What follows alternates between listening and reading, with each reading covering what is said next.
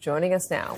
Politico White House and Foreign Affairs correspondent Eli Stokols, New York Times reporter and MSNBC contributor Jeremy Peters, former U.S. attorney and MSNBC legal analyst Joyce Vance, and opinion national politics writer for the New York Times, Michelle Cottle. Michelle, welcome to the show. Thanks. All right, Joyce, I will begin with you. Is it legal, or what are the legal ramifications, I can say, for the president demanding on social media that his attorney general go after his political enemies? Right. I mean, this is, I think, the ultimate fear everyone has always expressed about a Trump presidency in regards to the Justice Department, that he would decide to use the Justice Department like a political tool in his hip pocket instead of permitting DOJ to follow the Constitution, uphold the law, and prosecute cases based on the facts and the evidence. But it's clear from this weekend post on social media that Trump doesn't care about the facts or the evidence.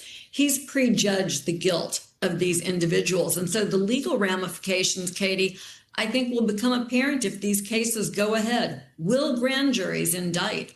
Will prosecutors be able to convict? Very likely not, in the absence of sufficient evidence, not just to prove their case, but in some of these settings, it sounds as though sufficient evidence to prove that a crime was actually committed. This is rank politics, not prosecution.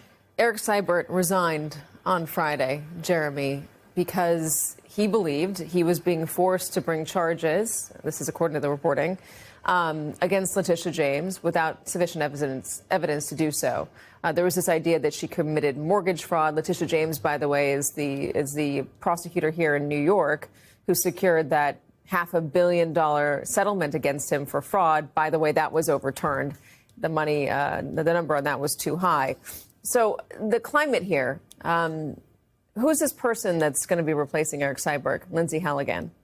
Well, I think it matters less who the person is than how loyal they will be to President Trump and how soon we'll be having this conversation again. I mean, the way that President Trump has behaved in the 8-9 months that he's been president really is to shake down whoever he thinks has something that he can give them, that they want from him. I mean, look at Harvard University, look at Columbia, look at what he did just over the weekend with Jimmy Kimmel and ABC. Look at what he did with CBS. I mean, if you need something from Donald Trump, I think right now is a pretty you're going to be squeezed. Now is the time where you're going to be squeezed. The climate, I think, that's what you're getting to there, and I think that's correct. It is interesting. I keep going back to a conversation I had at the beginning of this administration, talking to somebody outside of politics.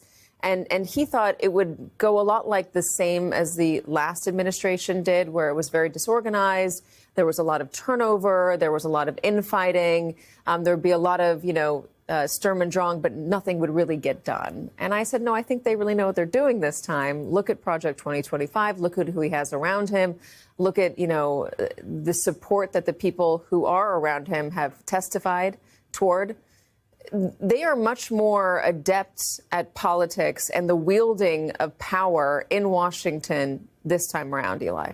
Absolutely. And they're all on the same page. They are all on Donald Trump's team. They don't come in with a career in the Defense Department, or they don't come in with years and years of political. I mean, these are Donald Trump people. They are MAGA people in the White House. They are all on the same page. And they are not going to be there unless they are doing exactly as he wants. And so, you have a president who was out of the White House for 4 years and who thought about the people that he hired, who in the end criticized him, testified against him, quit on him, had to be fired.